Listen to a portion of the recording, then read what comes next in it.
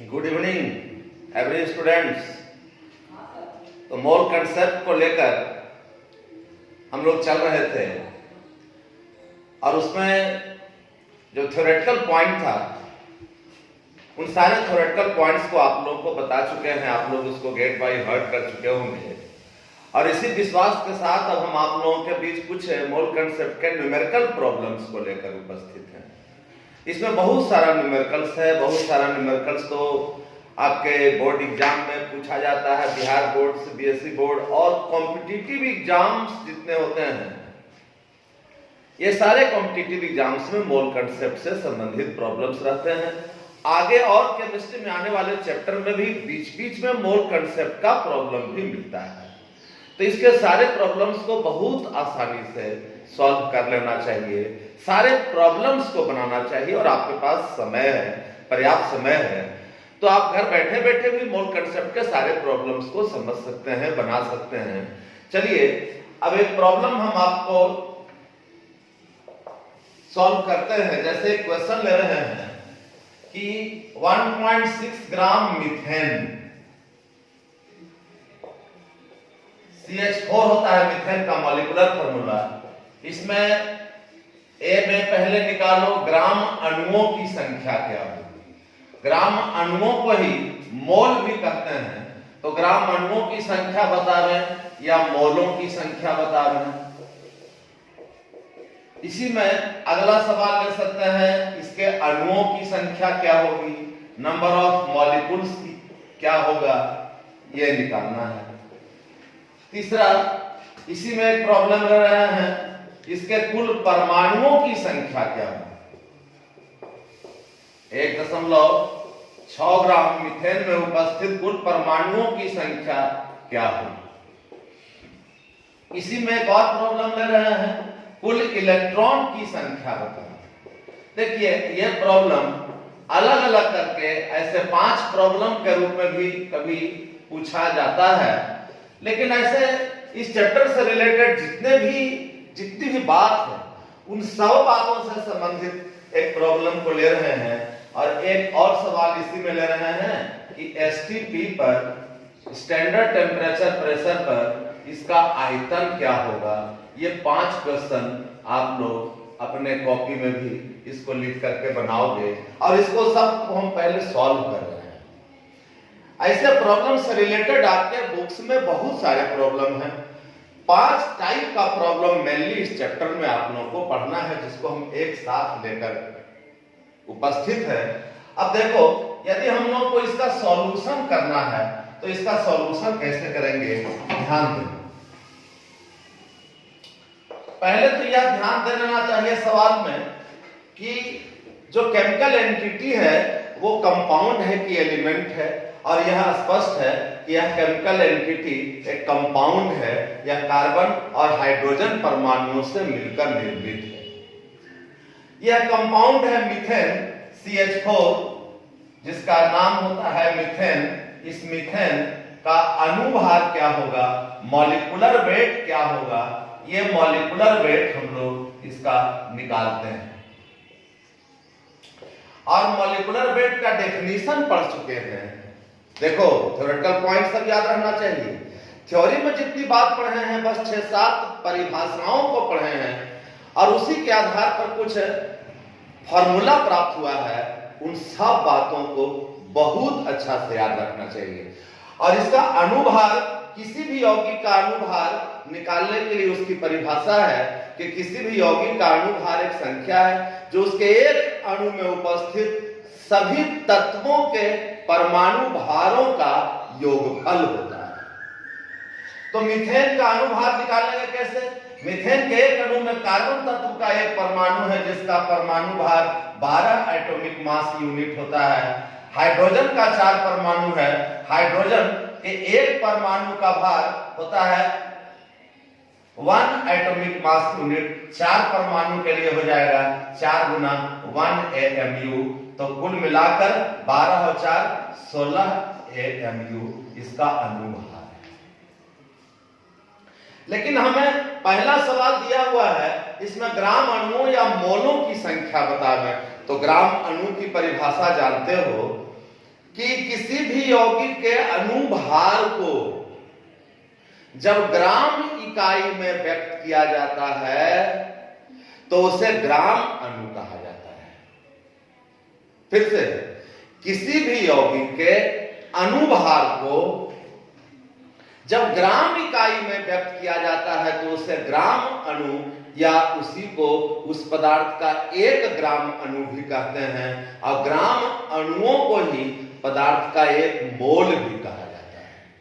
तो पहला सवाल हम लोग ऐसे बता सकते हैं कि चूंकि अब इसमें मीथेन का अनुभार कितना है, 16 AMU है, तो मीथेन का ग्राम अणु को ही 1 ग्राम अणु भी कहते हैं, 1 ग्राम मॉलिक्यूलर वेट भी कहते हैं। तो मीथेन का ग्राम अणु बराबर हो जाएगा 16 ग्राम मीथेन, 16 ग्राम CH4। चूंकि मीथेन का अनुभार जो एक संख्या है वो संख्या है 16, और इसी संख्या को यदि ग्राम इकाई में व्यक्त कर देते हैं तो उसको ग्राम अणु कहते हैं या उसी को 1 ग्राम अणु कहते हैं। अब चूंकि 16 ग्राम CH4 बराबर मीथेन का 1 ग्राम अणु, तो 1.4 ग्राम मीथेन बराबर 0.1 ग्राम अणु हो जाएगा।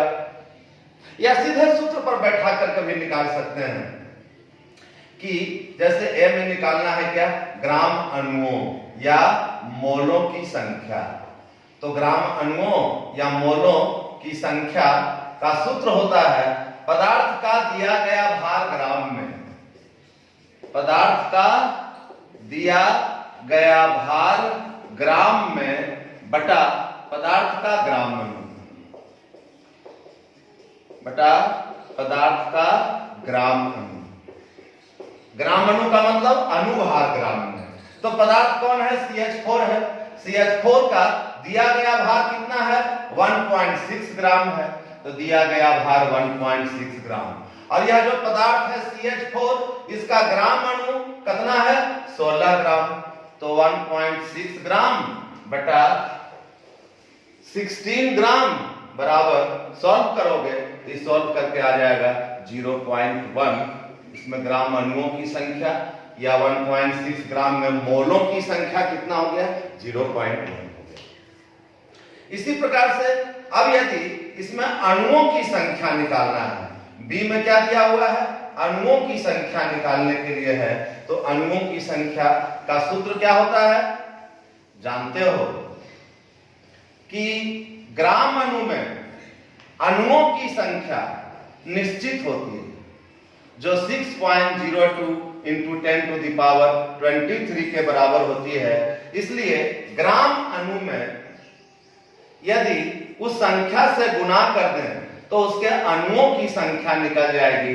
तो इसमें यदि गुणा कर दें 6.02 × 10⁻23 से, तो ग्राम अणुओं की संख्या नहीं, अणुओं की संख्या प्राप्त हो सकती है। ये ग्राम अणुओं की संख्या या मोलों की संख्या का सूत्र है, जबकि अणुओं की संख्या के लिए ग्राम अणु में 6.02 × 10⁻23 से गुणा करके अणुओं की संख्या को प्राप्त किया जा सकता है। तो इस सूत्र के आधार पर हम लोग इसके अणुओं की संख्या निकाल सकते हैं, और ये बराबर हो जाएगा, पदार्थ का दिया गया भार कितना है, 1.6 ग्राम है, और पदार्थ का ग्राम अणु कितना है, 16 ग्राम है, इंटू 6.02 × 10⁻23। अब इसको सॉल्व कर लो। 10⁻23 मीन्स 10 × 10 × 10 × 10 23 टाइम्स। एक 10 से इसमें मल्टीप्लाई कर दें तो इसका पॉइंट हट जाएगा, 16 कट जाएगा, बचेगा 6.02 × 10⁻22। इतना अणुओं की संख्या हो जाएगा ये आंसर। फिर इसी में कुल परमाणुओं की संख्या निकालनी है, तो ध्यान देना है कि मीथेन के एक अणु में कुल कितने परमाणु हैं। चूंकि CH4 के एक अणु में कुल परमाणुओं की संख्या, एक अणु में कुल परमाणुओं की संख्या, ध्यान दो मीथेन का यह एक अणु है, इसमें एक परमाणु कार्बन का है और 4 परमाणु हाइड्रोजन का है। तो इसके एक अणु में कुल परमाणुओं की संख्या 1 + 4 = 5 है। इसलिए मीथेन के 1.6 ग्राम में कितना अणु निकला है?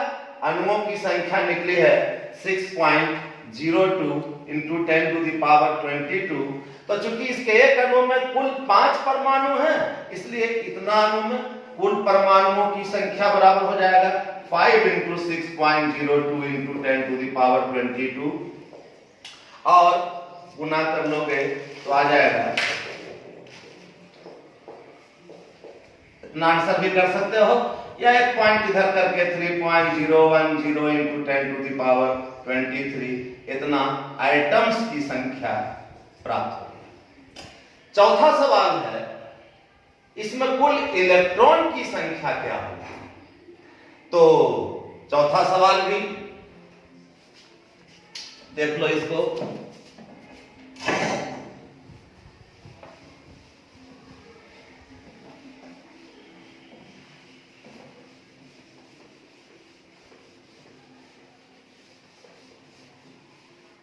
ध्यान देना, चूंकि CH4 के एक अणु में कुल इलेक्ट्रॉन कितना होंगे? इलेक्ट्रॉन की संख्या जानते हो परमाणु संख्या के बराबर होती है, और मीथेन में एक परमाणु कार्बन का है जिसकी परमाणु संख्या एटॉमिक नंबर 6 होता है, और एटॉमिक नंबर के बराबर ही नंबर ऑफ इलेक्ट्रॉन्स होते हैं। तो जितने एटॉमिक नंबर होंगे किसी तत्व के, उसी संख्या के बराबर उसके एक परमाणु में इलेक्ट्रॉन की संख्या होगी। और चूंकि मीथेन के एक अणु में कार्बन का एक परमाणु है जिसका एटॉमिक नंबर 6 होता है और इसके बराबर इलेक्ट्रॉन की संख्या होती है, तो इसमें एक कार्बन में 6 इलेक्ट्रॉन, हाइड्रोजन का एटॉमिक नंबर 1, एक इलेक्ट्रॉन, 4 परमाणु के लिए 1 × 4। तो कुल मिलाकर मीथेन के एक अणु में कुल इलेक्ट्रॉन की संख्या 10 है। इसलिए मीथेन के कितने अणु निकले हैं? इतने अणु निकल चुके हैं 6.02 × 10⁻22।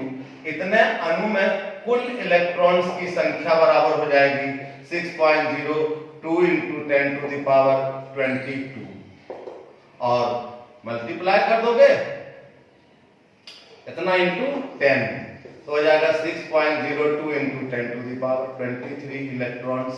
ये नेक्स्ट आंसर हो गया। इलेक्ट्रॉन की संख्या इतनी हो। एक सवाल इसमें और है कि एसटीपी पर इस पदार्थ का यानी 1.6 ग्राम जो मीथेन है उसमें एसटीपी पर उसका आयतन क्या होगा?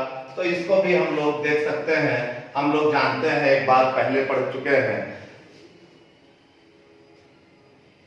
एसटीपी पर किसी भी गैस के 1 मोल का आयतन कितना होता है? 22.4 लीटर होता है। एवोगैड्रोस लॉ के एप्लीकेशन में हम लोग इस बात को पढ़े हैं कि किसी भी गैस के 1 मोल का आयतन एसटीपी पर या एमटीपी पर 22.4 लीटर होता है। तो चूंकि मीथेन का ग्राम अणु बराबर है 16 ग्राम, ग्राम अणु को ही 1 मोल कहा जाता है, तो 16 ग्राम CH4 यानी मीथेन के 1 मोल का आयतन बराबर 22.4 लीटर एसटीपी पर होगा। इसलिए 1 ग्राम CH4 का वॉल्यूम हो जाएगा 22.16 लीटर एसटीपी पर। सो 1.6 ग्राम CH4 का आयतन हो जाएगा 22.4/16 इंटू 1.6 लीटर एट एसटीपी।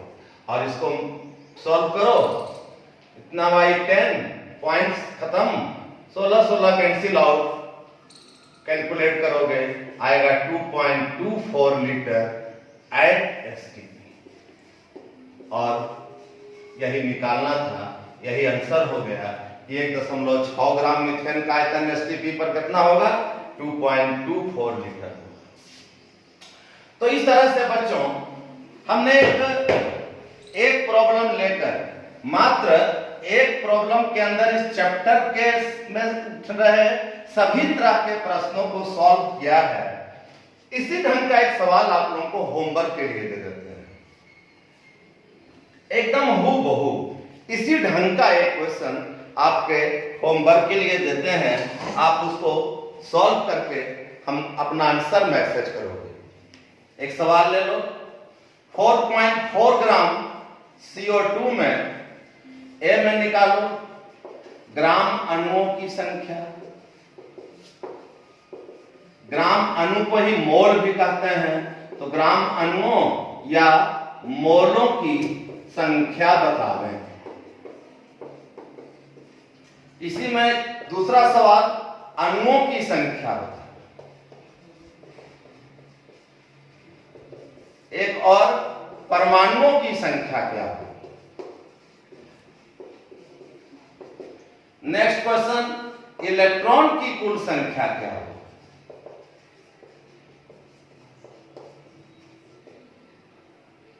तथा ई में एक और, STP पर आयतन क्या है।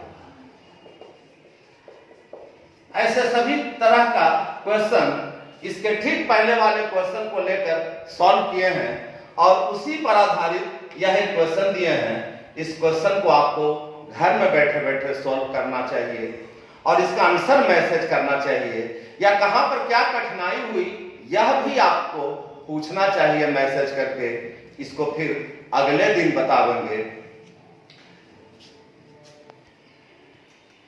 और एक बात बच्चों आप लोगों को और बताना चाह रहे हैं कि कुछ बच्चे घर बैठे बैठे उनको अपने मोबाइल रिचार्ज का प्रॉब्लम हो रहा है, कभी नेट वगैरह का प्रॉब्लम हो रहा है, कभी उनका जीबी डाटा खत्म हो जा रहा है, घर बैठे बैठे कुछ और लगता है मोबाइल का इस्तेमाल हो रहा है। तो चलिए, आप लोगों ने जो आग्रह किया है उस आग्रह के कारण अब मैं यह जो क्लास है YouTube पर, जो chemistry class by doctor Anjani Kumar Pandey, आप लोग जो घर बैठे बैठे इस क्लास को देख रहे हैं, इसका लाभ उठा रहे हैं, अब अल्टरनेट डे करके और इसको आपके YouTube पर अब हम आना शुरू करेंगे। जैसे आज अभी हमने 11th क्लास को बताया है, तो अगले दिन 12th क्लास का एक लेक्चर होगा, फिर उसके बाद 11th क्लास का लेक्चर होगा। लेकिन जो भी लेक्चर हो आप उसको ठीक से घर में बैठे बैठे पढ़ाई करते रहिए और हमको मैसेज करते रहिए, तो हम आपके अनुसार चलने को बाध्य हैं। आपके अनुसार चलते रहेंगे, घर में रहिए, सुरक्षित रहिए, और जो पढ़ाई आपको मैं YouTube चैनल के माध्यम से दे रहा हूं उसका भरपूर लाभ उठाइए। Thank you very much.